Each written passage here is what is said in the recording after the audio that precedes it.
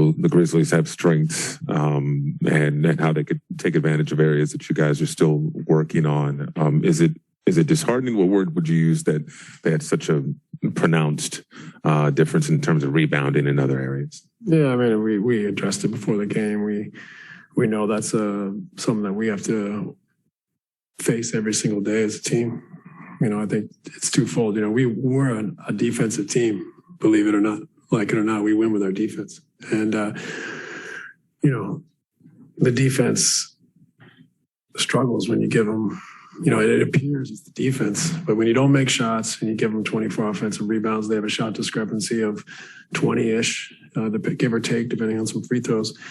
That puts a lot of pressure on your defense. And, we know that can be an Achilles heel for us. And we're not a serious team until we address it. And, it was another lesson for us tonight. And hopefully this gives us more ammo to go and address this going forward. I know a lot is in flux, especially if Kyrie were to play on Wednesday, but the rotation had been tightened somewhat. Did the effort that you saw from some of the young guys lead you to perhaps utilize a few of those guys maybe? They certainly earned an opportunity. But the younger guys, if you remember, the ones coming out of COVID last, so there's a little bit of delay in them getting up to speed as well, as far as their fitness and safety. We want to make sure they there's not only a hierarchy and pecking order, but there's also the adaptation and return to play. So, we'll see those guys that definitely, when they've gotten their opportunities during COVID or tonight, have played very well. We like them all, and they earn minutes. We'll see whether they get them or who gets them or when, but they've deserved opportunities, and opportunities will come. And it's just it's uncertain when they'll come. Coach, a season high losing streak in terms of 3 in a row. Any common thread you see in each of the losses? Maybe something that you can take away from each one?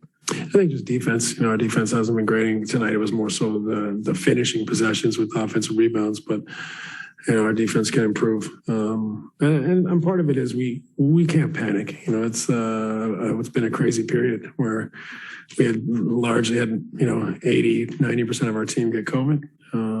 We transitioned through that. We're coming out of that, and it was just it was a big stop to the momentum of the season. So let's not overreact. But that was embarrassing today. We got our butts kicked, and we got to do a lot better to get back to the standard that we played at before the interruption. Steve, some of those lineups that you've used lately, I mean, Johnson, Mill, Johnson, Bembry, Bruce out there, Javon, obviously not there, shooting heavy and tough to space the floor with. I mean, just how do you kind of work around those challenges offensively when you have them out there, given that, it's tough to kind of get them going with those limitations? I don't know. That is what we're faced with a little bit right now.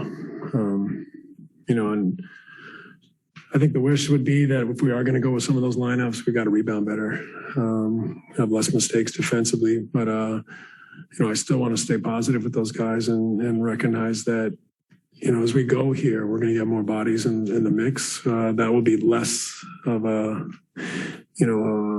picture of our team. We have Kyrie, Joe Harris. We have more options as far as spacing the floor and stuff. So it's not always going to be that way. It poses its challenges, but we got to also present some challenges for the other team. We have that lineup out there with our activity and defense and toughness.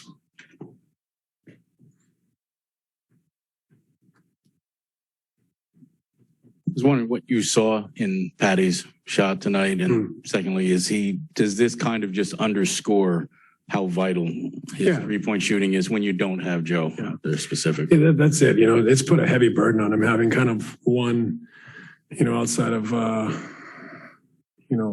Kevin and James. You have, he's our lead shooter without Joe, and so he's had a heavy burden. I think he's a little tired at times. And that's natural.